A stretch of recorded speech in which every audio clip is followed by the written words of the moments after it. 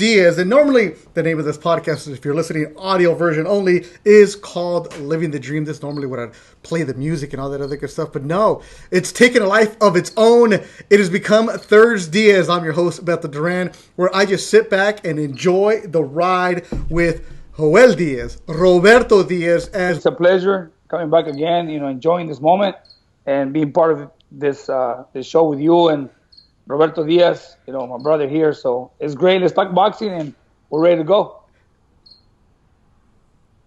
Roberto, how are you doing? I'm doing good. Again, yes, I echo what Joel said. It's always a pleasure. I'm excited. It's fun. Prior to you guys inviting me, it was every day going by, doing projects around the house and everything. Now Thursday mornings, it's like, okay, hey, today's podcast. No se metan con mi cucu. I'm like, leave me alone. This is my Thursday. Yeah. And Bobby pointed out something. ThursDIAZ days, Thursday. So I like that. We got all kinds of stuff. And I sent you guys, we have a promo now, a flyer. Good friend Craig Robbins actually made it for me. And I figured out every single week we keep going. Right now, this is actually streaming on my Twitter at Duran Sports. So I figured out how to get it on Twitter too. So it's streaming there. We're on YouTube. If I had a Facebook, it'd be there too, but it'll be available to you. And if you're watching us live right now, we do see your comments and we will interact with you as the show progresses. And it's more of just some housekeeping right now. So I'm Beto Duran, Joel Diaz, boxer, Roberto Diaz, because every single week we keep adding more and more people. And Coach and Roberto, it's like I like checking in with people. And before we get into the show, Joel, you are drinking what right now? Oh, well, you know what? I was drinking sake earlier. I was, because I don't know if you guys know. I mean, Roberto had a post earlier.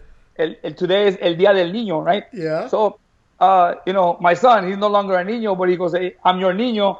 So he goes, "What are you gonna get me?" So, "What do you want?" So he goes, "We want dinner." So what do you want? I said, "Well, they ordered sushi." So they went and they got sushi. And my wife, I like sake, so she had a bottle of sake. So we were drinking sake a little while ago. So right now I had sake, but right now, whatever is good, it's all here. Right now, once we get started, I'll just reach into this.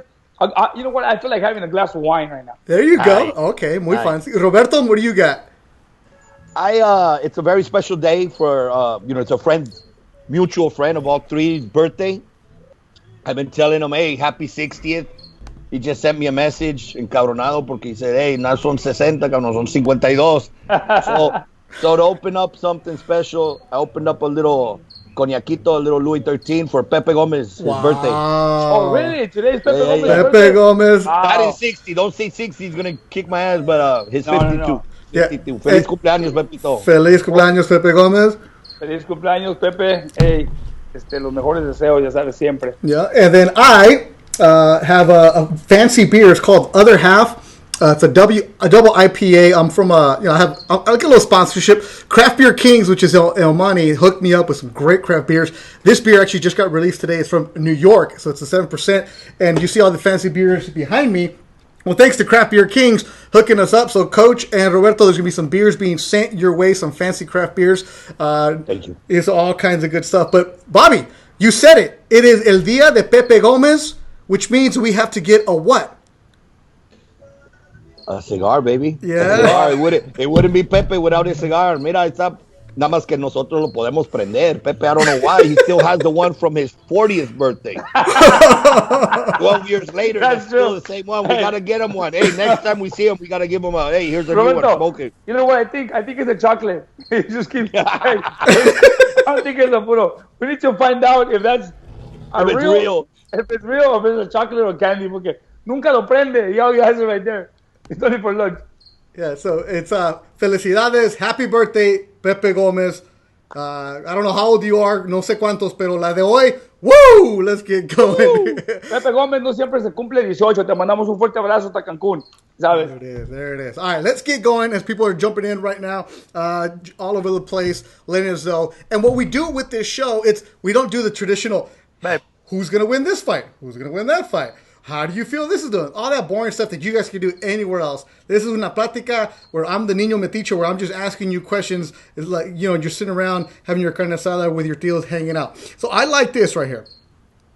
Last week, Joel, you told a story about taking Timothy Bradley overseas and taking a 5-pound weight with you to make sure that they don't mess with you. And it got me thinking, what other adventures you guys have gone on? So my first ever international fight was in Montreal, David Lemieux losing to Billy Joe Saunders. And going and seeing how they do things in Montreal international, I'm like, wow, this is cool. It's an experience. Yeah. So, Roberto, I'm going to start with you. Away from the United States or Mexico, what was your first international fight? A hard one, Beto. That's a hard one. But I think I want to say Manchester, England. Oh. Ricky Hatton against Juan Lascano. This was Ricky's first fight after losing to Mayweather. And Ricky went back. It was not only the fight, but he fought at Man City Stadium, 50,000 fans. But it was a way really of Ricky giving back to the fans and saying thank you for coming out to Vegas and supporting me. And he went back and fought there. It was a crazy fight. It was a great fight. It was a fun fight. Paulie Malignaggi was on the undercard. I think he fought Love More No Do. It was just amazing atmosphere being in that stadium. Ricky came out with a fat suit, looking like a fat dude coming out. And I was excited because, seeing Ricky come back after the defeat. He almost lost to Lascano. But I had a lot to do with actually making the fight. I helped, I was obviously working with Golden Boy at the time now, and Ricky was first fight with Golden Boy was with Mayweather. So working with his team, we decided, they said, who would you recommend? I said, Lascano. We went with Lascano. Great event. Like I said, over 50,000 people. And he won. So it was a crazy night. Lascano, I don't know if he knew. Was that Juan Lascano, the Hispanic causing panic? Mm-hmm. Yes. What a name. Now, I don't know if Juan Lascano knew or didn't, but his trunks and robe were red. And again, they fought in Manchester City Stadium. Oh. You don't wear red unless you're the Man United. So when he came out in red, not only are you fighting our hero, but you're wearing red in our stadium, blue stadium. So it was boo all over, right? And like I said, he almost pulled up the upset. It was a scary moment during that fight. What stood out to you? I mean, you're a kid who grew up in Mexico City, San Francisco, and then you're in jolly old England. Did you look around and just say, what is going on? How did I get here? Yeah. I mean, that's, one of the major perks of being involved in boxing and traveling all over the world and being, working for Golden Boy. People don't know you. As soon as they hear Golden Boy, they come, hey, you're Golden Boy and this and that, and they want to meet you and everything. So you meet great people all over the world. But, a kid that grew up in the Mission District, to be in Manchester. In fact, I had been there previously because I had done the camp for the Hatton Mayweather fight. And the people out there are just tremendous people. I mean, believe it or not, there's a lot of common between the UK or the Manchurians, from people from Manchester with the Mexicans.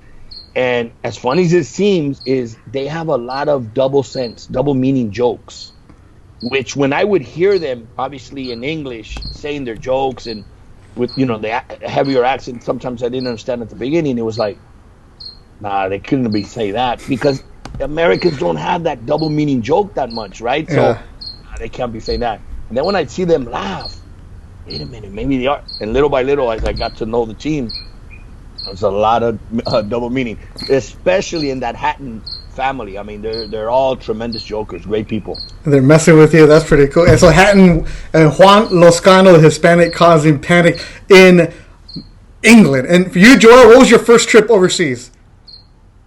Well, my first trip overseas was with Bradley. Bradley fighting Junior Wetter. Oh, that was the one. That was the one. And like I said last week, it was just an experience that I actually prepared myself for from the beginning. Just going through customs and, getting that attention from people. What are you guys here for? Oh, we're here for boxing. Oh, you're fighting Junior Whitta? Yeah. And Bradley walking through customs, and the officer there, like, you think you're gonna win? And Bradley like, of course I'm gonna win. That's what I'm here for. Like, well, good luck. So then Bradley's like, what's your name? I'm gonna come back and show you the belt. And those stories, they mean a lot to me, because I will never forget, the coming to the hotel, what happened at the hotel.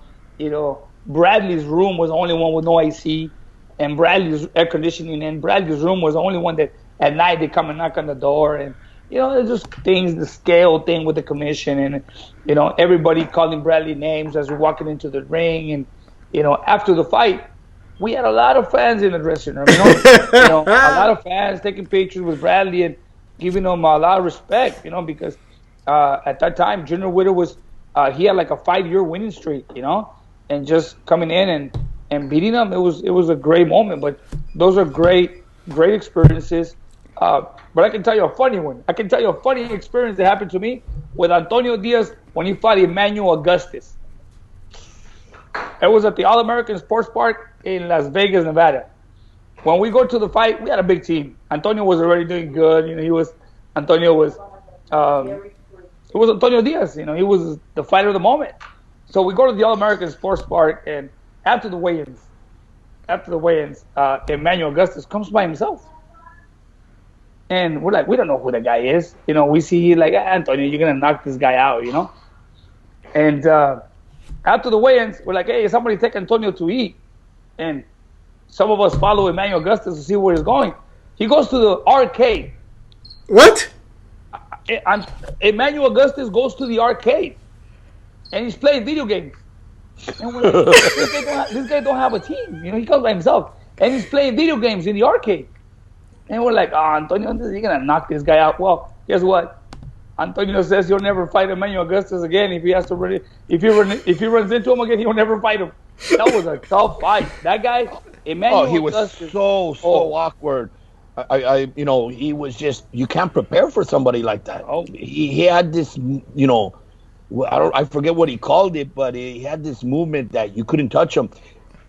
He reminded me of a lot of, in a different style, Maromero Páez. Same way. Maromero would drop the hands and bend the waist and drop, and this guy took it even a step further, and you wouldn't touch him. And even Mayweather said it. That was his toughest fight of his career. Emmanuel Augustus gave everybody the hardest fights. His style, he was very awkward, very confident. He was always in and out, made you miss. He enjoyed what he did. Too bad that he didn't take it to the next level. He didn't go 100% in his dedication and discipline in the sport, but I think that guy could have been a great fighter. And Joel Toño is watching right now, and he wants to remind you that the first time you went overseas was when you went to South Africa. Oh, okay. Well, when I fought, yeah. That's right. But Antonio is really good. Let me tell you something about Antonio. Sometimes we tell Antonio that he's had too many fights in his career, and that Margarito did a little damage with the plaster, because I think Margarito used a double dose with Antonio. But Antonio remembers. Look, Roberto, let me tell you one thing.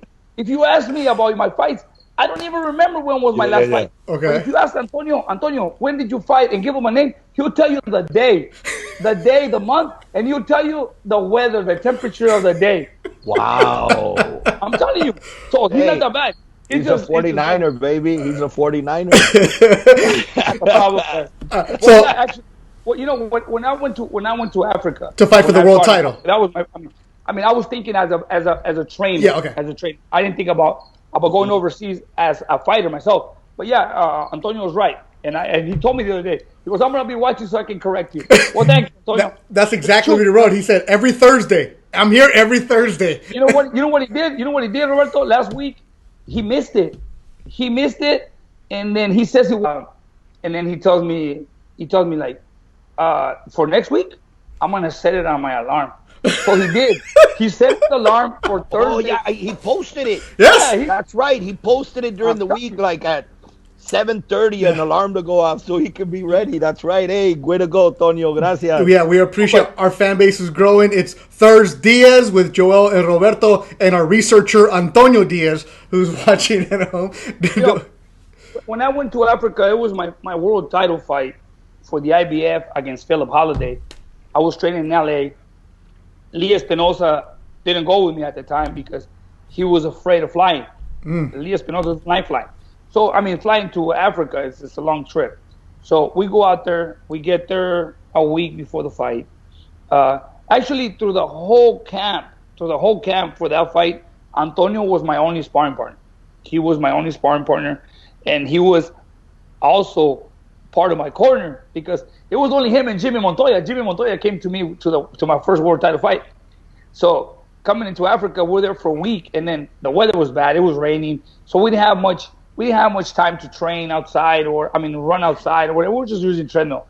And at that time, that's when I told Antonio. Antonio was the only person that knew that I was having problems with my eye, and he would tell me, "Hey, tell somebody." No, just relax.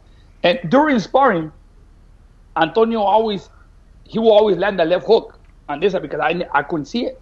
And he would tell me, "Hey, block that left." I don't see it. Well, you got to do something about it, Antonio. I mean, if I don't see it, well, you got to tell somebody. When I got to Africa and I was already having problems with my eye, with my vision on my right eye. And then during the fight, I get a cut on my left eye, and a big cut. Like, I mean, I can see. I mean, everything was saggy right here. And then Antonio was so panicked. Jimmy Montoya was putting medicine, and Antonio would pour water on my head and everything. We just going to my eye like, Antonio, relax. Well, the fight was over. It was great. But the time I was in Africa, it was a great experience. I mean, we were out there. We'll go and walk around, and then some of the people tell me, "Oh, right here is bad." And after the fight, Roberto, they take me to a hospital, a regular hospital, to get stitches. And as I walk in there, I mean, there's people in line, and then they walk in the door. They open the doors, and they come in with this patient that has bones sticking out of his neck, and he's bloody and whatnot. And there's a guy with a gun. There's a guy with a gun right here, standing in line. And I'm like, "Oh, he can go first." No, I go, you know what? I'd rather go back to California and get stitches. No, wait. So they made a call, and they got a surgeon and a clinic. So we went. But just being in the hospital, Roberto, I mean, the doors open, boom, there's a patient that's got bones sticking out of his neck right here, and he's still alive. And there's a guy waiting in line filling out a form with a gun right here, and I'm watching everything. I'm like, you know what, Antonio? Let's get out of here. And they had already told you prior, "Hey, don't go out of the hotel because it's very dangerous around here or there." And like, ya estás con eso en la mente. You're like, "I don't want to be here." And then when you had money, and they're like, "Hey, you guys be careful because you guys, there's people here that can take your money." And I'm like, "You know what, Antonio? Let's put our money in the shoes." And then I was walking, and they're like, "Oh, right here, they'll kill you for the shoes. We have some Nike shoes." Oh shit! Wrong spot. Hey, I mean, we got money in our shoes so that they won't, find it in our pockets.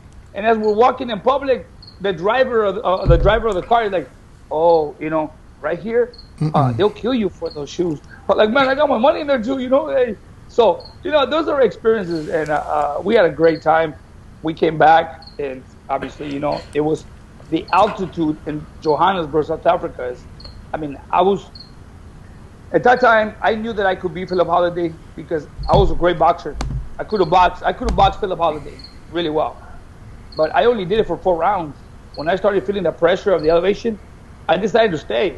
And, Ivan Robinson's fight, the previous fight, he won, I think, Fight of the Year because him and Robinson or something, they threw I don't know how many punches. There were those guys in nonstop punches. So I decided to stay in the middle of the ring and just exchange with them for the rest, for the remaining, for 7 rounds. I did. I won a decision. I lost the decision, but honestly, it was a great experience. 12 rounds with a cut over my eye. Came back, and that's when I got the opportunity to fight for the WBC. I was the #1 mandatory for WBC, and that's when everything it's over. Yeah. Joel, did you get the stitches? Yeah, I got the stitches. Okay. out the hospital, and when I saw all that, I said, no, I don't want to be here. Yeah. So they took me to a private clinic. Okay, they took you somewhere else. Yeah, they took me somewhere else. But then, man, I mean, there's people all over the waiting area, and like I'm telling you, like I see things that I've never seen before. It's like you're at County USC Hospital. That's what it was. Yeah. But that's the maldita pobreza we talk about, the experiences that you guys go through when you're all over the... And Roberto, when you take a fighter overseas, you know that, it's, for the most part, everything's on the up and up, but these things happen, right? There's always something that's, man, a little bit different, isn't there? Oh, absolutely. Look, in the case that I mentioned earlier, where it was Hatton Lascano, well, we represented Hatton, so we were at home basically. I mean, Ricky's loved in Manchester; he's one of the biggest heroes. But when you go there as the opponent, I've been to Johannesburg with Mantecas Medina. We were told don't leave the hotel because it's very dangerous. So they're already putting things in. It's a huge city. Yeah. You don't want to leave the hotel. And when you're in the hotel, I mean, it's a big hotel. It's like a casino, MGM, maybe a little smaller, but you feel like you're being watched by everybody. And they are watching you. And, those stories, not at all times, but there is times, like Joel was saying, with the scale and food. I learned quickly when we would go, I'll order whatever the fighter wanted to order.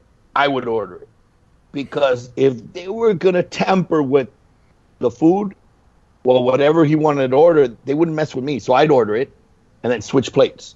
You learn little things to do because you heard stories of fighters that went overseas and after the weigh-in, they ate, and then they got chorro and fever. They got sick and depleted instead of hydrating, dehydrated. So you hear all these stories and you're like, it can't happen to me. So you try to prevent all these things from happening.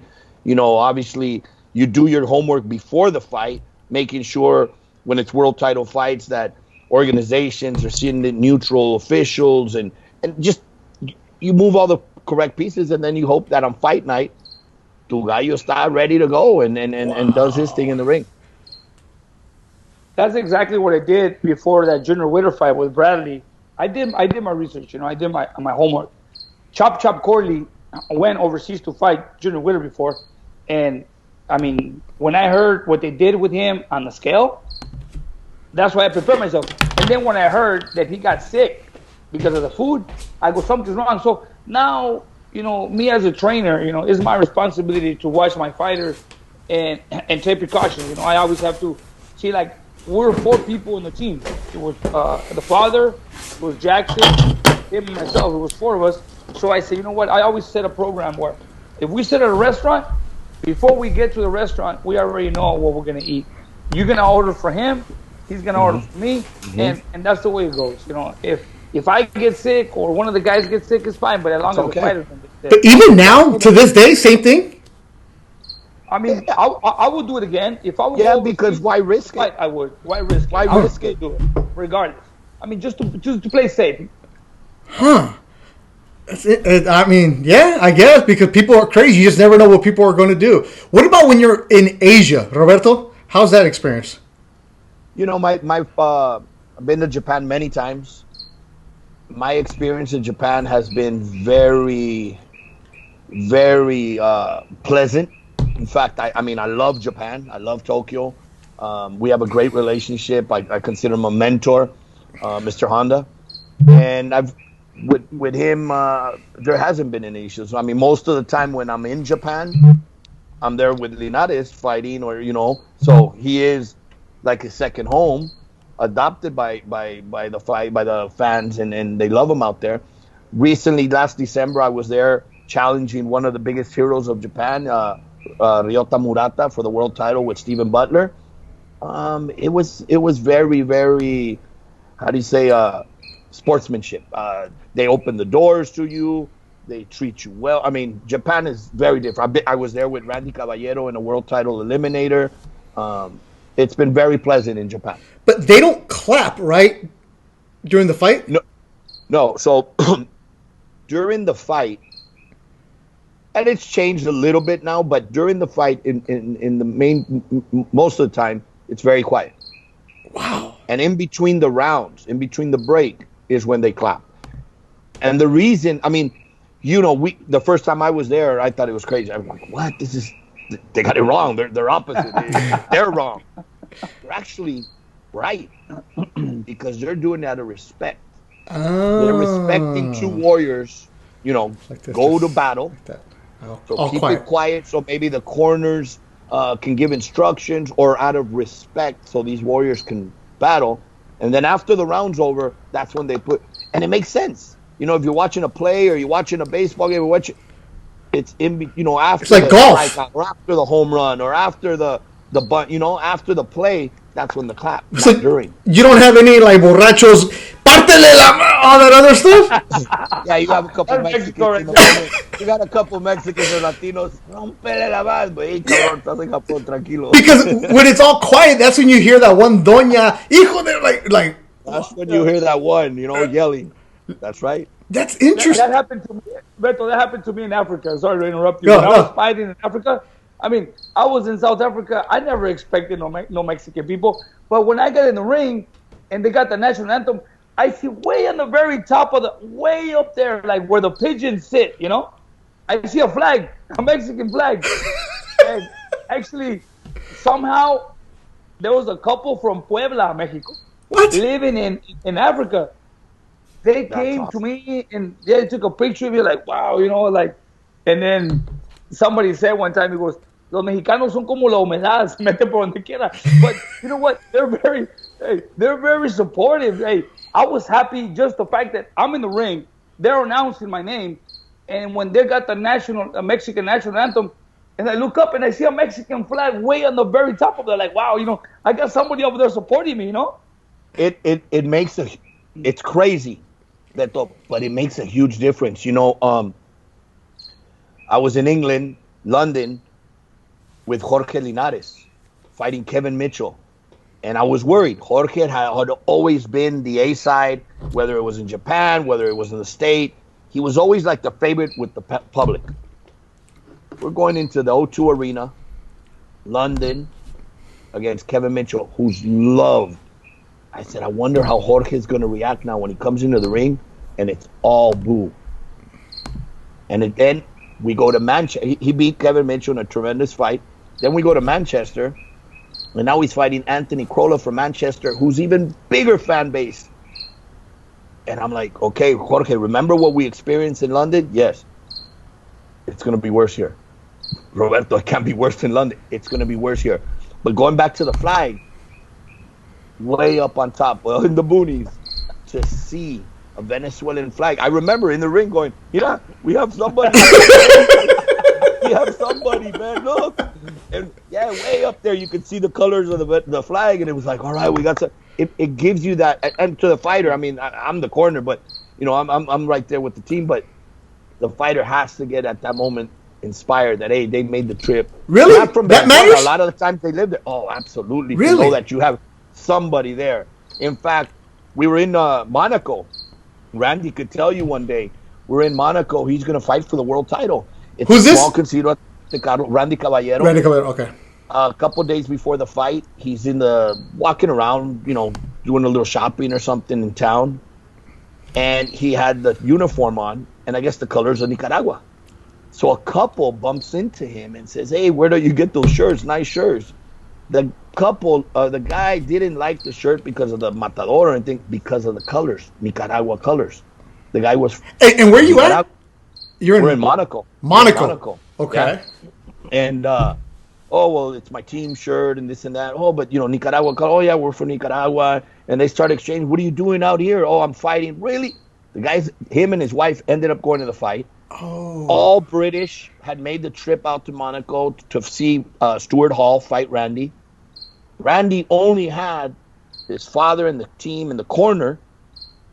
But, once the fight started going and Randy started dominating and the Brits started quieting down, you could hear the two Nicaraguans. Come on, Randy. That's all you needed. So it inspired you. Once you quieted the hometown and you could only hear one or two voices, you know you're doing something right in the ring, and it gives you that confidence too.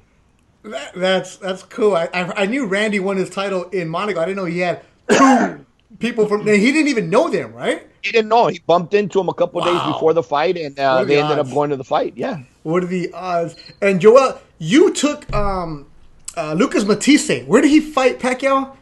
Malaysia. In Malaysia. What was that like? It was a beautiful experience, man. And going to Malaysia, it was some good experiences and some bad experiences. I mean, just flying into, because we flew in from LA to China, and then we went from China to Malaysia, right? And these guys have been drinking mate, because they're Argentinians. They're drinking mate through the time. And it was like 2 hours before we get to Malaysia. I asked for a coffee, and I put my coffee on a tray table. And as I'm looking back, because this guy's like, hey, pass me the mate, because these guys are going to the back to get water for the mate. And that's that Argentina drink, right? Yeah. So I sort of pushed my coffee, and it was really hot. And it fell in between my legs, Beto. It was like, wow. I mean, it was bad. It was like burning. And then the seats were vinyl, so everything was right there. It wasn't soaking in. And I was like, whoa, and then they brought me a towel, and I'm putting it in there, and I'm putting another towel in. I mean, when I got to Malaysia, it was bad. Getting into the hotel, it was a nice hotel. And actually, we explored town in Malaysia. It was really good, really nice. A lot of tourists. We went to some caves. We went to some towers. And then actually after the fight, we watched the Super Bowl together with Roberto. The World Cup final. Yeah. World Cup final, yeah. After the fight, since it was early, Roberto called me. He says, hey, what are you doing? I said, nothing, Roberto. I'm just here in the hotel. He said, you want to come and watch the soccer game? Sure. So I went to the hotel where they were staying, and it was like on the rooftop. It was beautiful, right by the pool, a big old screen. And, we had some drinks, and we had a great time. I mean, Malaysia was good. I have a lot of videos, and it was a great experience. The fight itself, Lucas was in the best shape of his life, honestly. And, we tried to execute a plan, and just things didn't work out. It goes back to, you're a kid who you told me first week, at the age of 11, you crossed the border. Your first fight was the first fight you ever got into, and then now you're traveling the world. That's why I wanted to ask you guys about the international experiences, because, a lot of boxing fans have never left Southern California or wherever they live, or they've gone to Vegas or have dreamt of going to Vegas. That's why when I hear, where you've gone to Malaysia or South Africa, I'm jealous of that, because I've always wanted to go to a fight overseas, because I've heard, like I said, the first fight I ever went to was in Vegas, and I saw it in a ballroom, the Ricky Hatton Mayweather, and I'm like, who are these fucking crazy ass people? Like, what are you? That's why I wanted to ask the experiences. I think a lot of the people watching right now are actually living vicariously through you. And Robbie, when you go somewhere, and like you said with Randy, and you're the underdog and you're part of that team, what's that experience like? It was just like half a dozen of you. I like it. I mean, I like I cherish that underdog, role with the team and everything. My job at that point is, don't worry about anything. You just concentrate on your weight and concentrate on the fight. I'll take care of business as far as, making sure everything's good. And I try to keep them as comfortable as possible. When we had the world title eliminated with Randy, we're at the airport ready to fly to Japan.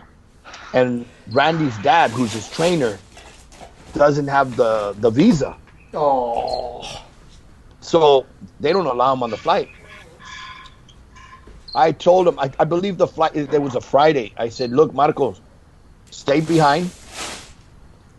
I'm going to fly out with Randy so he can start aclimatándose a la altura, acclimate, the temperature, but more importantly, the time difference.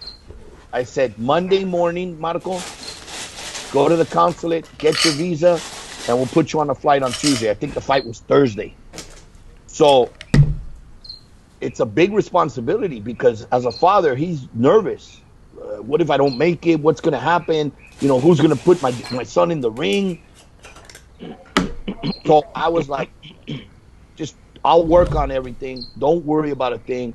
If you don't show up, he will not enter that ring. In the meantime, I'm stressing because what do I tell the promoter? Oh, we're here, but he's not going to fight because his dad didn't show up. So that's how responsible I saw this young kid, how hungry and dedicated it was. I didn't have to knock every morning. Hey, let's go for the run. He was up every morning, boom, doing his run, watching his weight. Everything was going perfect. But out there, Marco showed up, I think, on Wednesday. Kid made weight. Went on, fought the world title eliminator, won by knockout, and we went home. But it's great experiences that I wouldn't have lived if it wouldn't have been because of boxing. And okay, for both of you, when that goes on, and a fighter, I mean, let's be simple. Fighters are not the smartest guys. If you take them away from their routine, they're gonna get messed up. If you have something that's like, I forgot my raps, they're gonna go crazy. But to forget your dad/trainer. Like, that messes with the mind of a young man. How do you keep them locked in, especially when they don't know the food, they don't know the culture, they don't know anything? Because there's a lot of guys that probably could have gone the other way, right? Well, that's a good question, but I've seen it with different teams. Joel will answer as obviously a head of a team right there. But it all depends on you, too. If you show tranquility, eso. Vamos a empezar. Marco Pelayo just texted me and he said that the color on the tequila doesn't look like tequila because we have the same one. And look at the color on this one. It's the same one. Well, yeah, because look, Coach, your tequila is expensive. Oh, it's blanco. No, his is blanco. No, yeah, mine is silver. That's why. Silver. Yeah, this is a posado. Yeah, mine is unemployment tequila right here. Tiene apple juice allá adentro. Apple juice. But one of the most important things is if you start stressing out and you start, oh my God, your dad's not going to come. Oh, that. Right? Why do I have to do that? Either we all miss flights or only one misses a flight and we show up. So at that point, it was like, look, let's get out there. Let's start adjusting to the time change, to the weather, to everything. Let's start working on the weight. Marcos, I'll start working from over there to get you an appointment in Monday morning. Like, I got it handled. They have to know that you got it handled so that, hey, I'm the one fighting. I don't have to worry about all these other things. Now, it could be that I would have been like, no, we can't go. And we show up a day before the fight and things could have turned out different. So it all starts by showing, no te preocupes, I got this, I got your back. It's like Joel was saying a couple weeks ago or last week, Jojo Diaz comes back with that nasty cut. As bad as it looked, Joel said it wasn't as bad as it looked, but imagine a corner going, oh my God, oh. The fighter really can't see in the mirror right now. So if the corner reacts with, oh, then he's thinking the worst. Yeah. However, no tienes nada. Don't worry about it. Concentrate on the fight. I'll take care of this. This is my job. Yeah. Then the fighter goes out and performs. So it depends on the reaction that'll cause, that action. And it also depends on your attitude.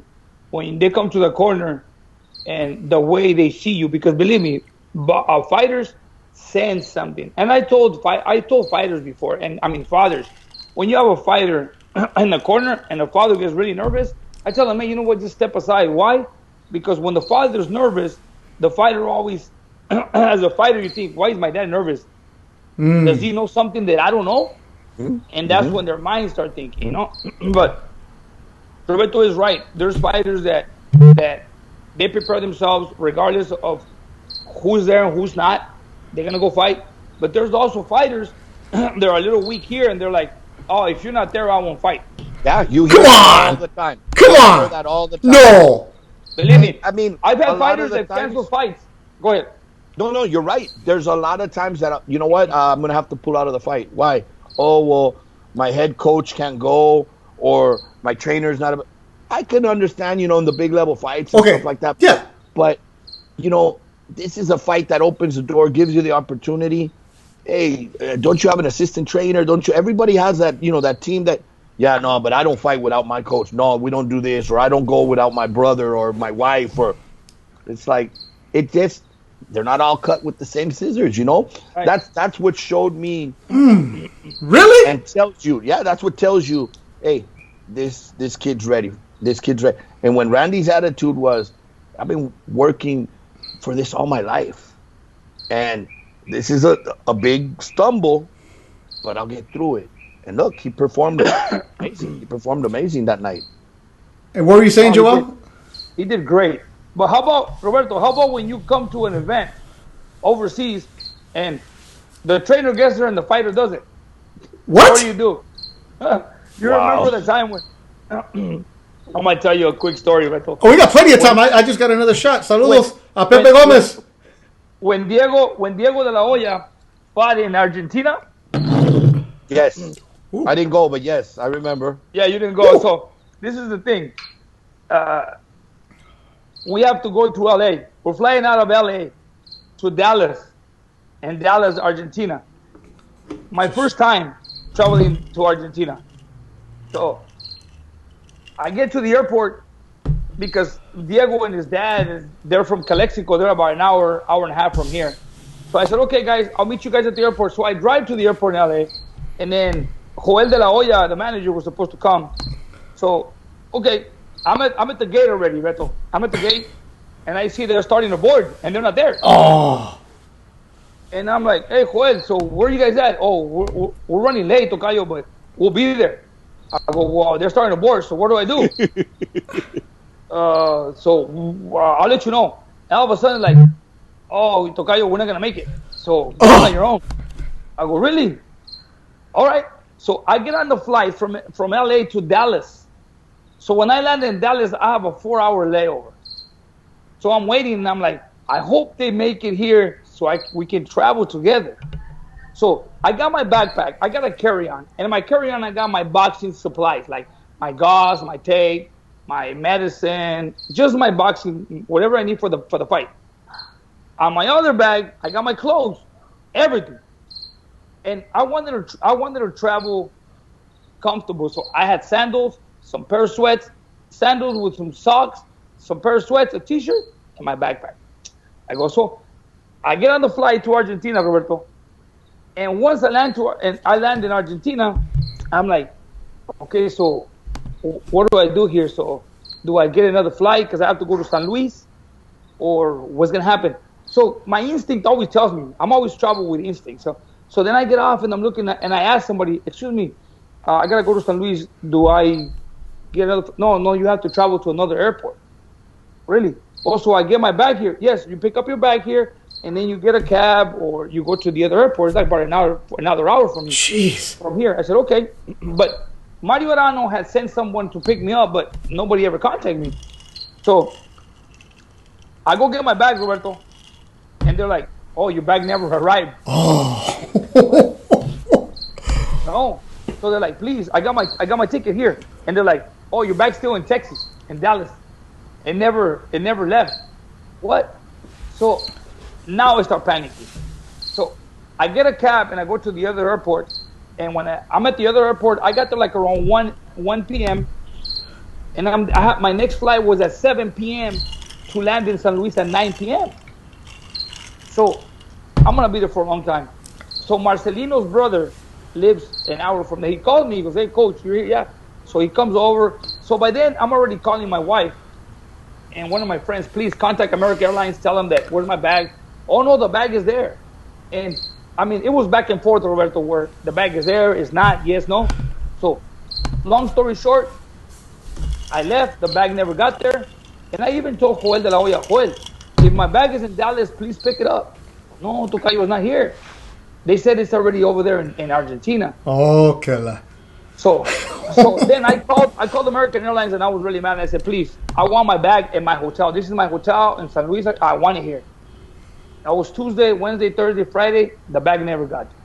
So I remember when I got to the hotel that night, Roberto, I mean, I go to my hotel, I go to my room, I check in.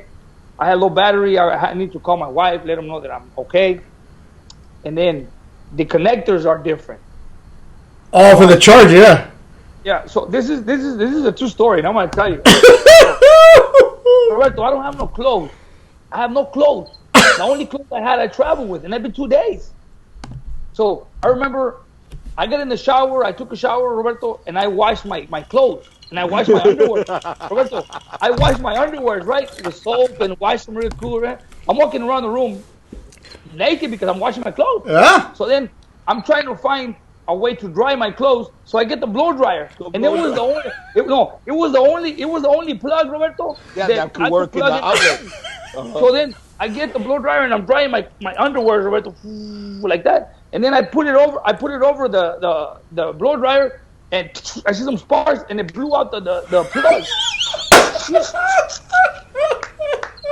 So I said, what am I gonna do now? I remember I went downstairs to the lobby, and I asked the for underwear. You asked for underwear.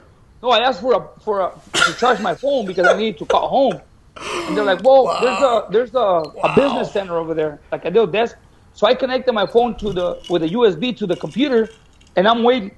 I'm waiting there, and I'm waiting there. But I didn't have no underwears. I just had my sweats on. I'm just waiting there. Bien a gusto. Yeah, and so I waited till I got a little bit of a charge on my phone. So I go home, and I just tell my wife, you know what? I'm okay. I'm here. This is what happened. I'm going to turn on my phone, whatever. So then, Roberto, my underwear's still wet. The blow dryer is fried. So then I go, what am I going to do if it's wet tomorrow morning, right?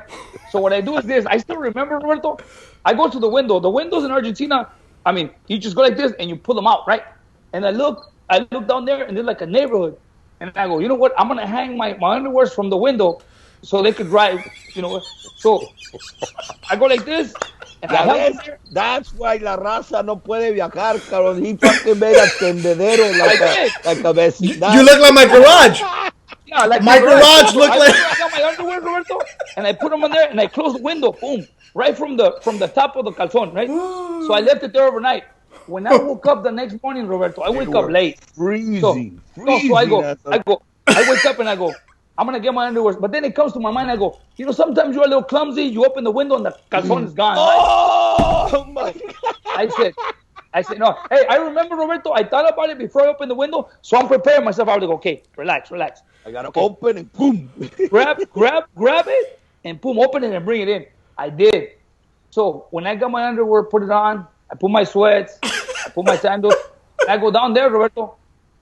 And I walk outside the lobby. I go out there. Everything's dead. It's 9 o'clock in the morning.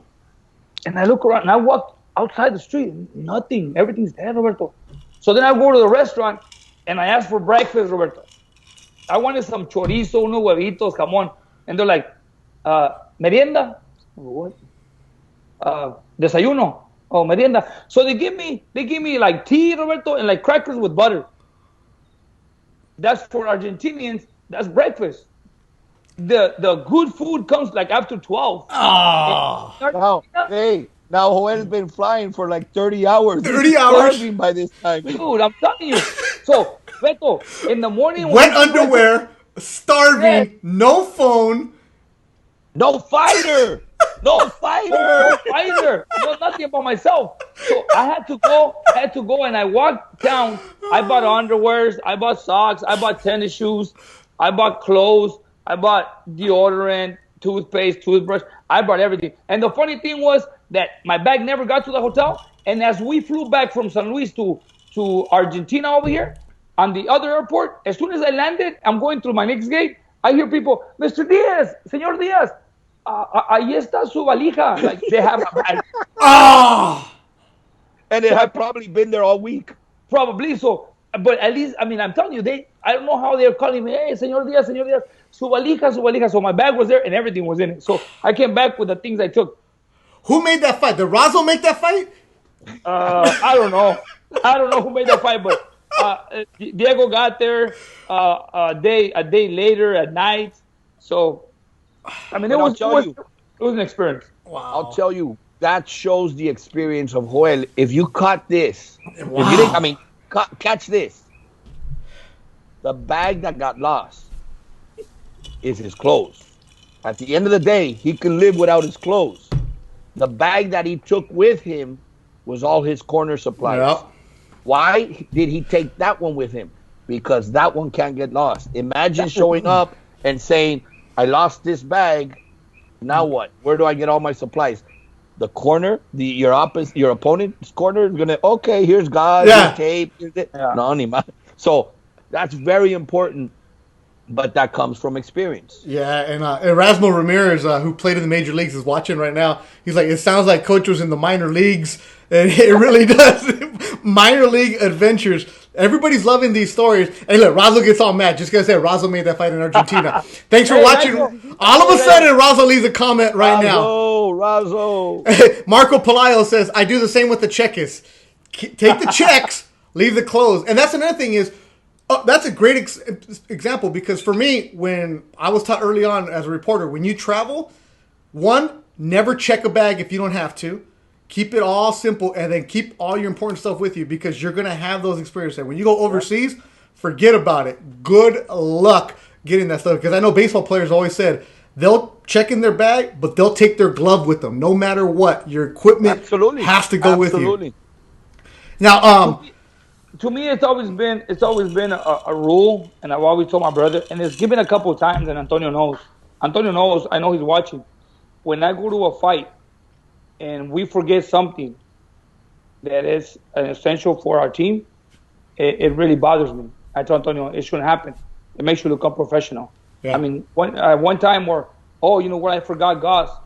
That shouldn't happen, Antonio. You know, gauze is needed. Oh, can I borrow somebody's mitts? You don't do that. That looks unprofessional to me. And we've had it. It's part of our rule. We make sure there's times in which, I mean, obviously nobody's perfect, but we've been through that where, you know, sometimes we have two fighters in the card and we got a certain amount of rolls of gauze and we only take for one fighter. Like, oh man, it's stressful because now you have to either buy or borrow, and just approaching the other person is like, you know, to me it bothers me. So that's why when I travel, I make sure that with me, I mean, I always have what I need, my tools. You know, you always have extra because I'll see. I always have extras. Yeah, at the yes. Yeah, at the Thompson shows, which is a smaller club show, I think it's almost every fight you're giving somebody some tape or gauze because guys forget. But that's why throughout the experience, that's why Joel takes extra. It's not like he let's say he has one fighter on the card, he doesn't need a supply for 3 fights, but he knows, good-hearted guy, that somebody's gonna show up either without a corner, and they're gonna say, "Hey, coach, me vendas?" Or another team's going to say the excuse, hey, se me perdió la maleta, can you please me lo vendes o me regalas? So, you know, he's always helping somebody out. Hey, aquí tienes. That's pretty cool. And, look, everybody's leaving the comments like, oh, it wasn't me, it wasn't me. Everybody in the collection, oh, I didn't do that. All of a sudden, just don't forget the underwear. It's all right. Now, right now, we're going to start great stories from both of you guys on ThursDIAZ. We do appreciate it. Now, if you guys want to ask a question on the YouTube, feel free, we'll jump in there. But Coach, I have a question for you. This comes from Danny Zamora, manager trainer, has Michael Dutch over, has Ruben Villa in the stable. Great guy. Danny Zamora, great guy. Peter Petrov, great guy. He called me today and said, hey, I can't watch live, but I need you to ask this question to Joel. Have you, Joel, ever signed or ended up training somebody that you saw in a bar fight? Have I ever signed somebody that I saw in a bar fight? Or ended up training? Danny must know that you trained or signed somebody. I think he's trying to get me to say what. Antonio's watching. I'm going to tell you, one day we go to dinner. And Antonio got knocked out, okay, after a dinner. But it was because he was doing the right thing, you know. It was my sister's birthday. We go to a yard house. We come outside, and everybody we're gonna go have fun because this is my sister's birthday. We're gonna go and dance and whatever. So as we're walking out, we go to our cars. I go to valet, get my car, my sister's. So we're waiting to see where everybody is. All of a sudden, my sister's like, "Where are you at?" And then she goes, "They're fighting. Who's fighting?" Boys. So we get off the car, and I get off the car, and I see this guy running, and I see my nephew and my other brother Julio chasing the guy, and so they close the businesses. They don't let the guy in. So the guy goes into this this movie theater. So he jumps over where they sell the tickets, the counter, and he hides into the room. And so we're trying to break into the door. Julio, my brother, and I. trying to find the guy, right? So the guy's holding on for dear life, and we open the door, and I grab the guy's ear. So he puts his hand, I get his hand out. The cops come. Okay. But Antonio's knocked out. Antonio fought his way out because he comes out. The story is Antonio comes out.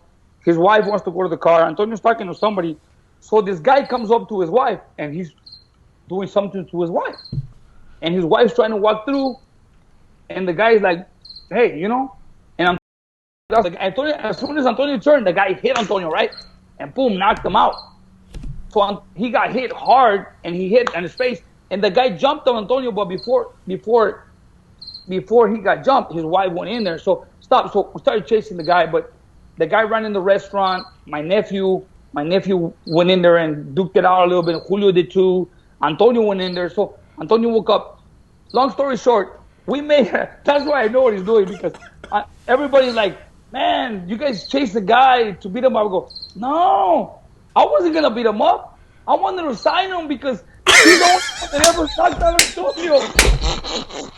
I got We made it a joke because everybody's like, man, you guys chased the guy. You guys were going to beat him up. And like, beat him up? No. I was chasing the guy to ask him if he wanted to fight. I wanted to train him because nobody ever knocked Antonio out. So I wanted to sign him, you know? And I was like, so those are the type of, I think that's where he's going to. Daddy, if that's what you're going, wow. it was just a joke. So we made it a joke. So every time we have a family get together, like, man, I can't believe, man, I wish I could have got the guy, because not even Margarito knocked out Antonio. With not plaster. Even so that guy really knocked him out. So I wanted to get his name, maybe get a contract, and I wanted to train him. Maybe we'll get another champion, you know? Because Antonio had a solid chin. He never got knocked out. And Antonio was like, so that's what Danny's going for. Oh man, he called me and was like, ask him about this guy that he was going to sign. And you know, Danny's a great guy, one of the nicest person I ever met, and his attitude, his demeanor was just, it's a great story, real professional. Ask him about the guy, and I'm like, oh okay, yeah, no problem. If I would have known it's Antonio getting knocked out, I'm not asking. Yeah, babe. Yeah, it was a pretty funny story, man. Wow. Really funny. Wow. All right. Let's see some of the questions that come in through here. Let's see here. All right. If you guys have questions, go for it. Ask it. Let the Ariola. John Duarte wants his bottle of 1942. Keep asking. It's not going to happen because I'm going to get it before you. Everybody's watching. I think the whole entire Golden Boy staff is watching for you right now. And of course, it would be at the Yard House. Yeah. Congratulations out there to Marco Pelayo. Yeah. Marco Pelayo, felicidades. Felicidades. Comparto un fuerte abrazo, ya sabes. I know you're the only one that knows that Beto Duran is cheating on his drinks. You must know him for some reason. Even if you don't know me, you know I'm not drinking it really. Like, look, I show you the bottle, right? And look what I'm really drinking. Like, I call my wife and say, give me a bottle of wine. Look. Okay, man. And happy birthday to Susana Melgoza, who turns 9. I will have 9 shots in her honor. 9 shots of apple juice coming your way. Yeah, exactly. Happy birthday. Best wishes. There you go. Look, John, I'm not hating on you guys. Roberto, let me ask you this. After Joel is over here trying to knock people out and sign them, have you ever gone to sign somebody, been in the crowd, you're like, okay, today I'm going to sign this kid, and see him where you're like, I don't want to anymore? I mean, I don't think I really went out there. Normally if I've gone out to maybe take a look at them, it's because I've done some research already, whether it's videos or talks or something. And when I've seen them perform, it's mainly on our stage, and we've already signed them. But no. Okay. There might have been times where it's like, if you signed them, then for whatever reason it's not working, then it's a release. I remember one fighter we signed and a group of fighters at the same time, and this kid is from close to the area, and I was never able to debut him. We were never able to debut him, so we released him before his debut. Wow. And the reason was tremendous amateur. He had very good credentials, very good fighter. But when I submitted opponents, they turned down 1, they turned down 2, they turned down 5, they turned down 6, they turned down 8. And it was like, this is the first fight. This is the pro debut. And you're turning down fighters left and right. You don't want to fight. So I was like, you know what? We don't want to. I don't want to deal with this headache. If this is the first fight and we're all and I remember, in fact, Joel's name came up during that fighter because, he's too close to Joel. They're trying to set me up. And if you're starting a relationship like that, then it's not healthy. So it was like we spoke to his manager and said, look, let's just, null the contract, cancel the contract, and wish him the best of luck. And we split. We went each our own way. And Joel, ever happened where you're like, I'm going to train somebody, then all of a sudden, forget it? It's happened a few times, Beto. Really? It's happened a few times. I mean, for certain reasons, for different reasons. There's fighters that come to me and, I start training them. And, great fighters, but I care for their safety, honestly. I mean, I've never carried a fighter just to fight or to be out there in an event. Honestly, Roberto, and honestly, Beto, it's been to the point where if I see that the kid that I'm training is gonna get hurt, I'd rather just tell him, you know what, don't do it. I've done it a couple times. I've had a couple fighters where, you know what, I would talk to the managers, I talk to the father and say, you know what, this kid's gonna get hurt. Honestly, I don't want to be responsible. He's got a lot of heart, but he is gonna get hurt because I see that he takes a lot of punishment, and I'd rather not be part of it. Wow. I used to train a kid a while back that was deaf since he was born. Really? Yeah, but he loved the sport, and he was good, and he insisted that he wanted to turn pro because he would tell his father. Him and his father would communicate, and I would tell him, I can't. I'm telling you, it's a problem. I mean, just take him to your because he was an amateur. He fought amateurs like 6 fights. He did good, but then when he wanted to turn pro, he was very consistent, like telling me, "Can you turn me pro?" I said, "No, I don't want you to get hurt." Tried it again and again, like 3 times. So then, when he finally gave up by asking me, he went with someone else. Went with someone else, and that other person did turn him pro, and he lost his first fight, lost his second fight, and he retired. It's because, I just think that every fighter, as well as every trainer, every promoter, every manager, everybody puts in their work, but at the same time, we're here for the safety of the fighters. Yeah. We gotta protect the fighters, and I'm not gonna get a fighter just because I want to make a couple $100, and at the end of the day, I'm gonna regret it. I'm not like that. Yeah. I won't do it. You know what? If the fight, okay, it's a 50-50, let's do it. If we have a 60-40, let's do it. But I'm not gonna go and take a fighter that is a 20-80. Yeah. Because it's not worth it. You will regret it for the rest of your life. Just the fact that I'm the type of trainer that I want to take a fighter to a fight and then bring him back to his families, safe and sound. Mm-hmm. That's the way it is. That's a great perspective. A lot of people are like, we've seen it many times. Because I know I've been in fighter meetings. I'm like, wait a minute, you're still going? Oh man, it's like you want to. And I'm not one to tell somebody because I've never been in the ring. With respect to them, but sometimes you're like, somebody's got to look out for the fighter. Saludos to Eddie Aguilera, who makes a lot of the trunks. And if you look at that Mike Tyson punch out behind me, Eddie's the one who made that. And he says, Joel, drinking that Louis the 13th, and Roberto, Louis the 13th. Exactly. Damn, that Louis the 13th. Salud, Eddie. Gracias. Yeah, man. Saludos to everybody. This is a good question. This comes in from Ace of SoCal, who's an amateur matchmaker, amateur boxing aficionado, and just an amateur director of transportation.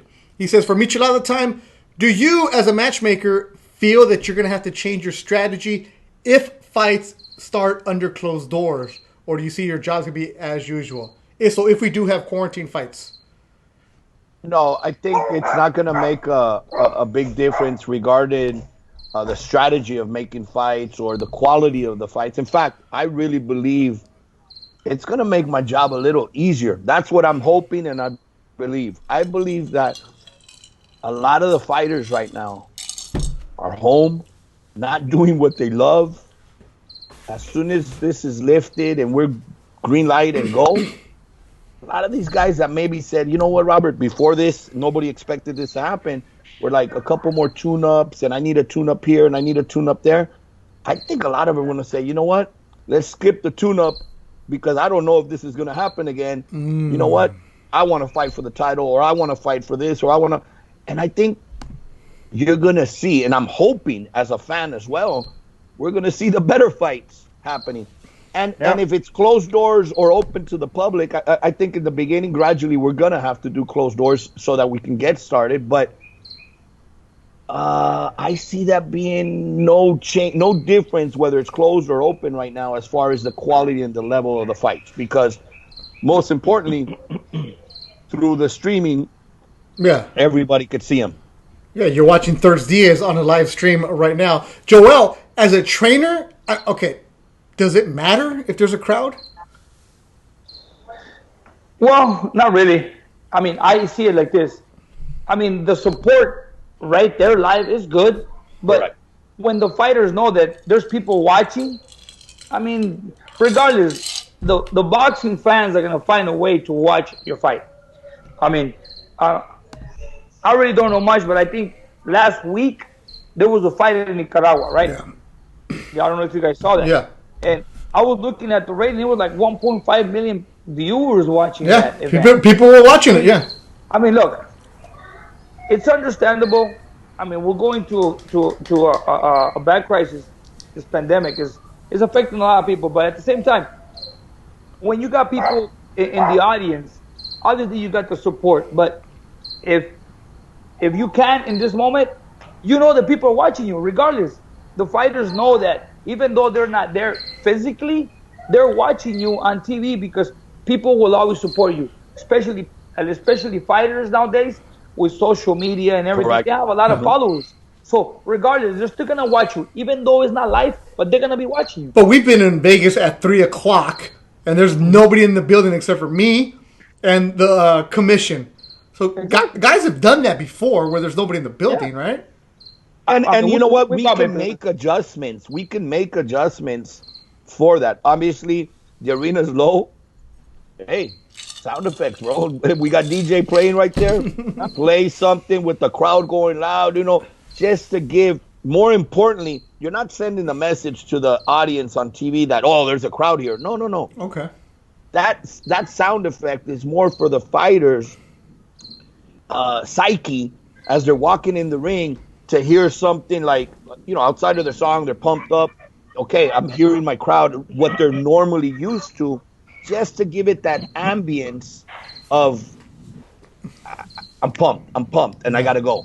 At the end of the day, once that bell rings, they are so accustomed to what they do and trained to what they do that they normally block out everybody else and only hear certain voices, which normally it's going to be their head trainer, Coach Diaz, telling them, the instructions. But they normally can block out the rest of the noise. They should anyways. They shouldn't be paying attention to La Doña in the corner. But it's actually, Beto, that's the way it is. And it's part of a strategy for a fighter to block everything around you. When that bell rings, boom, you don't hear nothing but your corner and what's happening inside the ring. They really don't hear what's happening outside. I mean, unless there's something really, extremely bad that, wow, everybody starts screaming. Of course, you're going to hear. Like Riddick Bowe and Holyfield. I mean, hey, they had to watch that. They had to see that one. Exactly. Yeah, as Marco says, you're going to have a booing soundtrack for the boring fights. No, Golden Boy and Razo don't make boring fights. Calmado, Marco. Relax. This has been good. Talking international fights. Last one for me. International fights. Has there ever been an experience where you were either felt for your life, danger, or got chased out of a building? What? I have. Really? Where? Yeah, when my brother Julio, my brother Julio fought in New York, and I don't remember. Antonio knows who Julio fought in New York, against this kid from I don't remember if he was Dominican Republic. Yeah. Dominican. I remember. I think I know who you're talking about. He was 19-0. Julio was. They were both undefeated. Justo Asuncion. Yes, I remember because I was with Barrera and Big Bear watching the fight. And remember, I think, I don't know, did Julio spar Barrera at one point? Yes.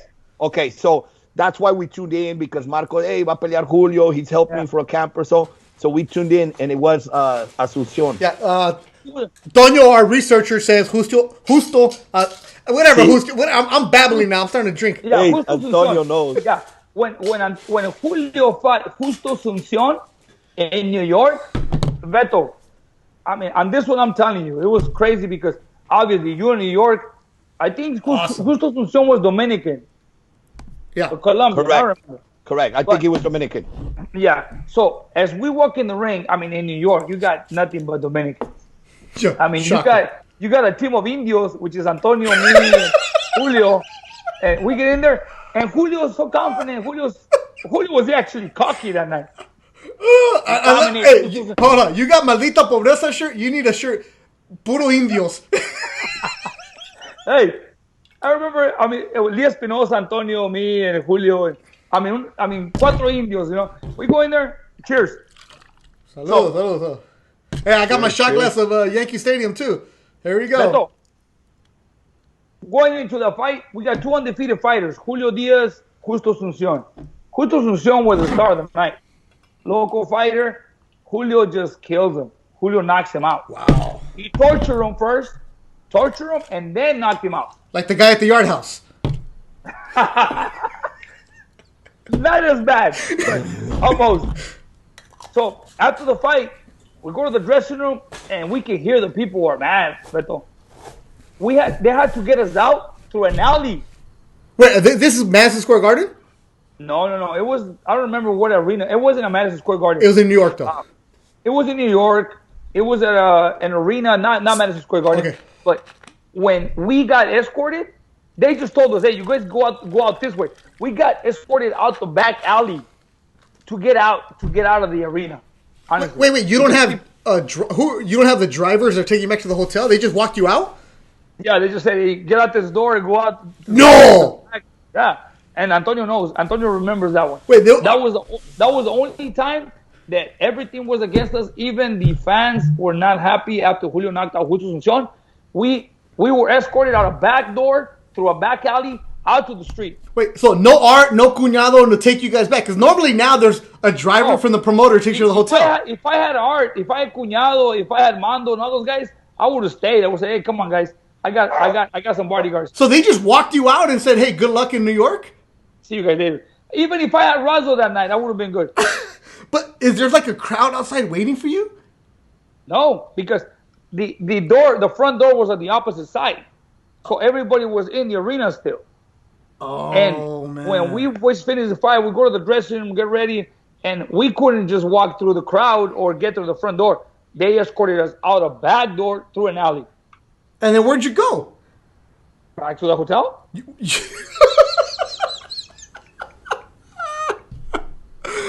But you gotta be not a little scared, no? Well, a little bit, but the thing is Beto, a lot of the fans that don't know what we go through, it is exciting. Sometimes we do fear for our lives. Sometimes it's not as easy as it looks. Like people say, "Man, you're living a great life. You got this, you got that." Believe me, man, it's not easy. We know. I've seen Roberto. I mean, Roberto travel. Like, man, I don't travel as much as Roberto, and the little I travel, like, man, I'm tired. I just imagine him. I imagine Oscar, that he always has to travel. It's tough. I mean, we might not do a lot of physical work like a lot of people do, but our jobs is tough. It's tough also because so many people depend on you. Like the teams depend on you, so it's draining. It's draining. It might not be. I know. I mean, Joel is physical because he's doing the work and he's knitting and doing that, but it's also, it drains you sometimes. The sleepless hours. You're stressed because something's going on and the fight's in jeopardy. I remember a trip I did out to Ukraine with one of the fighters fighting for the world title, and I had a great relationship with the promoter when we arranged to make the fight. I remember telling him, look, give me the opportunity for this world title fight. If you give it to me, you know, it's great for your fighter. His fighter was a world champion, undefeated. And I said, look, worst case scenario, your guy loses, we'll do a rematch. And if your guy wins that one, then we'll do the third one. And look, it's going to be good. And he was like, okay, let's do the fight. So we get to Ukraine. All the treatment's great. Everything's good. We have a lot of issues coming up on our side. I threatened basically that, hey, we're not going to fight. And I remember getting picked up at the hotel with the attorney of the fighter and myself. They picked us up in a little car. It wasn't a nice car, a little car, and said, we want to see you at the office of the promoter. And the elevator barely fits 2 people, and it was like 4 of us. We get to the office, to the floor we're going in, and as we're walking, we got to walk to the end of the hallway. But every room we're passing, we must have passed like 4 or 5 rooms, had like 4 or 5 Ukrainians. Oh. And, you know, they're all 6 foot tall or above. And I got the message that either the fight gets fixed right now or you're not walking back to the elevator. And it was crazy. It was crazy because you felt it like, okay, what am I going to do here? One, I'm looking out for my fighter. He wasn't comfortable. He said, I'm not going to fight. I was promised this, and that. But I'm also trying to keep him happy, but also not piss off the promoter. I'm in another country. And so I got to be put on the political hat and, oh, look, we're going to fight. We just got to fix this and that and take this referee off and put this guy here and put that guy here and make him happy. But Bobby, you're not just another country. It's the Ukraine. They make up their own rules. Well, yes. In the place we were, and the promoter we were working with, like I said, he was great to set it up and very hospitable. I mean, he had a dinner. I swear the table had like 40 people when we made the fight, and there was caviar and everything you could think of. Yeah. Great wines and everything. Yeah, but then there's like 5 Ukrainians all in the corner looking for you. Now, 6 months later, we're there for the fight, and things aren't going as planned. I remember before the fight getting invited to a dinner. I'm sitting next to Evander Holyfield, and the promoter comes up to me and says, what happened? What changed? And I said, what do you mean? You don't trust me, he says. And I said, of course I trust you. You've delivered everything you promised. So why all these problems? Why all these changes? Why all these complaints? I said, no, don't worry. What, you don't trust me? So I switched it on him. The contract stipulated the promoter provides the gloves. Okay. The promoter provides the gloves. So the promoter was him. He was promoting the show. He provided the gloves. Our fighter, my fighter, said, I don't like those gloves. I don't trust those gloves. Did you bring our gloves? And I always travel with our fighters' gloves. But that's okay if you're going from California to Texas to New York to Nevada. That's normal. Yeah. I show up to the Ukraine with a duffel bag with 6 pairs of gloves. And I put them all on the table. The commission says, no. Those gloves you cannot use. You got to pick from this set right here or this set right here. And our fighter, it was Paulie Malignaggi, says, I want to choose, and I mixed up all the gloves right there in front of everybody. Okay, just choose, Paulie. Hurry up, pick one. Yeah, but Paulie isn't saying, "Oh, I would like to choose." He's going all crazy Italian. He's going. No. He. To be honest, I don't know. I love Paulie. It goes back. I love Paulie. Give him, that sense of, don't worry. You just do what you got to do. Yeah. Pick whatever glove you want. But in the meantime, they're yelling at me in their language, saying, "No, you can't do this." So it was very, very tense for a moment. I even told them, look, whatever gloves are not used, you guys keep them and use them in your gyms. I'm not taking them. I don't want to take them back. Yeah. There's nothing wrong with our gloves. But when the promoter approached me and said in the contract, look, promoter provides the gloves, I acted dumb and I said, yeah, I'm Paulie's promoter. So I'm providing him his gloves. And he's like, that's not what this says. It means I provide the gloves for both. Oh, well, no, that's not what I understood. I understood I provide my guy, you provide your guy. But what, you don't No. trust me? You're like Like, being, yeah, no, trust. soy indio. Sorry, sorry. I didn't know how to read it. But look, at the end of the day, he won by knockout. The last thing I expected was, Wait. look, I thought Paulie had a great chance because of experience. Sejenko was the world champion, undefeated. Oh, he beat him. Yeah, and it was Oh. a rocky. It was the rocky moment. Look, you had an Italian going over to Russia and beating the big guy. I mean, Sejenko was much bigger, naturally bigger. Yes. And Rocky's not. I mean, Paulie's not a puncher. No. He's not. And he knocks out Sejenko. So I'm like, "Ay, Dios mío." I remember the team celebrating in the middle of the ring. We're in a stadium, a soccer stadium in Donetsk, and I said, "Guys, please take it to the dressing room." All the faces of the promoter and the team, everybody that's been driving us around and treating us nice, changed all of a sudden. The promoter came up to me that night in the ring and said, I delivered. I showed you who I was. Now show me who you are. Because all through the week in the conferences and everything said, we'll be back for the rematch. We're going to beat him now and we'll beat him again. And, promoting the fight, obviously. And when we beat him, it was like, okay, I'll see you back in a couple months and let's get out of here. Let's go home. But yeah, there's times where you feel like, you know what? I want to go home. I want to go home. Please, I want to go home. Beto, I know a story from Roberto. Dímelo. That I know a story that he was sitting in the ring, and he wanted the dirt to just open up and. Oh yeah. Where?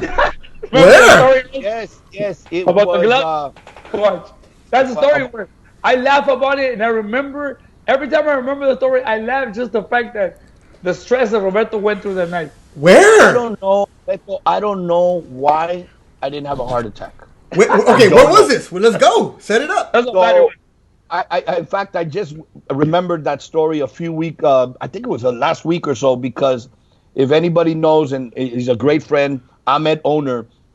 He's a promoter out of Germany, Turkish descent, and was a fighter. Had tremendous fighters, but is short-tempered, short-fused. Oh shit! And we're in San Jose, California. Robert, the Ghost Guerrero, is fighting his fighter. It's a world title fight, and we go through all the gloves and then select the gloves, and it's Golden Boy show. So Golden Boy provided the gloves that they requested, put them out. Now it's fight night. The fight starts, and I get a text from a cousin of mine who at the time loved boxing, liked boxing, but really wasn't involved in boxing, didn't really know too much. I didn't know he knew, too much. And he texted me. Now, remember, Robert Guerrero had been a featherweight, and he was now fighting at welterweight. So he texted me saying, hey, is Guerrero wearing smaller gloves because he was a smaller weight at one time and, he's a smaller guy? So I'm busy. I rarely look at my phone when I'm at the fights because it's always like, hey, say hi to me or send a message. So I need tickets. I'm at the door. I need tickets. Yeah. So I'm concentrating on the fight. I don't listen. I just, Who's he fighting? I'm like, who's that? Who's he fighting? Selçuk Aydin. Selçuk Aydin. Okay. So now Eric Gomez calls me, and I think it's the second or third round, and he says, hey, are you sure you gave both of them 10-ounce gloves? Or 8-ounce gloves. I'm sorry, 8-ounce gloves? So now it's two people. So I'm like, yeah, why? It looks like Aydin has 10-ounce and Guerrero has 8. So now I'm starting to look at the gloves. Forget the fight. I'm starting to look at the gloves and saying, shit, I'm sure I gave him, back then wasn't Razo that could say, Razo, cabrón, did you put 8 ounces or 10 ounces? Roberto packed the bag, Roberto. So all I'm thinking is, oh my God. If they're 10-ounce gloves and the other guy's wearing 8-ounce gloves, tomorrow the headline is Golden Boy this, Golden Boy that. and Roberto, you're fired. Yeah, because they fought at welterweight. So what's the difference? What do you mean 10-ounce glove, 8-ounce glove? At welterweight, it's 8-ounce gloves. Above welterweight, 1 pound above, it's 10-ounce gloves. And now in Nevada, anything above 135, if both agree, could be 8-ounce. But if not, one, they could go to 10. But at the time then, 147 is 8-ounce. 8-ounce. So now I'm starting to stress. And through my mind, all I'm thinking is, oh my God, the headlines, the labeling, Roberto, you're fired. So Robert Guerrero has 8-ounce gloves? Hold on. That's the text that I got. That's the call that I got. That why is Guerrero having basically smaller gloves than I need? Oh. And imagine, in one fight to have different size gloves. I mean, unless it's arranged, agreed, but that doesn't happen. So I'm like, oh my God. Oh man. And now 2 things come to my mind. I hope this is the longest fight in history. I hope this shit was 100 rounds. Or at the same time, I don't want this to end, because when this ends, the headlines. You're sitting next to Ahmed. Oh my God. Oh, and I'm sitting next to Ahmed. Now he hasn't said anything yet. I'm just wanting the power to go out, An earthquake to hit. Okay, so nobody's saying nothing, but you're getting text saying the gloves look different. No, I had a text originally, and then Eric called me. Your boss. Now Eric been in boxing all these years, so I'm like, oh shit. Now that caught my attention. So I lean over to one guy and I said, hey, did you check the gloves for the opponent? ID? Yeah. Okay. And they were 8-ounce, right? Yeah. And then I thought to myself, well, you're with Guerrero. Cabrón, you'd be the last one to tell me you made a mistake. Hey, give him 8s. So then I'm like, I'm stressed. I mean, I'm sweating. Because a smaller glove gives more power, correct? Well, yeah, it's a disadvantage for the other guy. I got more pillow than you do. Yeah. Now, Yorkis Gamboa calls Ahmed's partner. It's like the 8th round. And I hear them speaking, and I'm sitting here. I'm getting smaller and smaller. Down, like, I'm just so stressed. And I hear the partner start telling Ahmed in their language, and then Ahmed starts yelling. Ahmed's sitting right next to me. I mean, he's our co-promoter, in association with. He has the champion. You fucked me. You gave me 10-ounce. And I'm like, no, Ahmed. No, of course not. Of course not. And Aideen at that time is 23-0. World champion. And I'm saying, of course not, Ahmed. Of course not. I wouldn't have. Anyway, I gave him to your trainer. You'd think if I would have given him 10, he wouldn't have checked. So I'm trying to, if I did. You're like, no. It's not my fault. And he's just heated. So I'm like, oh my God, I hope the 12th round never comes. The fight ends. And I know Ahmed, again, short fuse. The fight was pretty close. I get in the ring, and I remember the first person I approached was the referee. And I said, hey, ref, good fight. They said, did you check the gloves? He goes, yeah. They're both 8-ounce, right? Yeah. And I'm like, okay. But I still don't believe him now because I have all this out. So I go to the supervisor, the California commission supervisor. I said, hey, Chad, you check the gloves? Yeah. Everything okay, right? They're both 8-ounce? Yeah. In the meantime, they're unwrapping the gloves. They're taking the tape off. They're doing all that. And I'm thinking, any minute, there's going to be a riot in the ring. Now, if you remember that fight, there was a riot at the weigh-in. Both teams were going at it. Oh, They were ready to trade blows, and extra measures had to be taken. So I'm thinking, any minute, punches are going to start flying from Ahmed's corner. You cheated, and again, the headlines: Roberto, you're fired. I turn around, I see the gloves are off, and everybody's calm, waiting for the decision. So now, after almost having the heart attack and ready to pass out, now I have a little bit more confidence. So I walk up to Ahmed and I hit him on the arm and I said, Ahmed, do you trust me now? Is everything okay? Yeah, brother. Yeah. No problem. And I'm like, okay. Did you check the gloves? They must have been 8 ounce.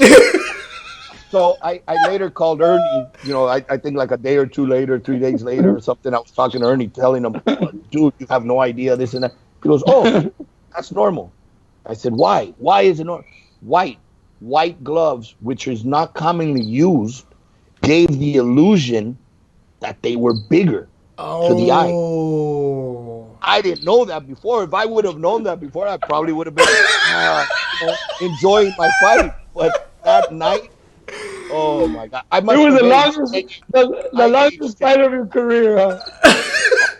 I saw Roberto getting fired for one of the biggest controversies in the history of boxing, and oh my God, it was bad. It was And then bad. Ruben Guerrero would have came at you with his brocha. He would have been all.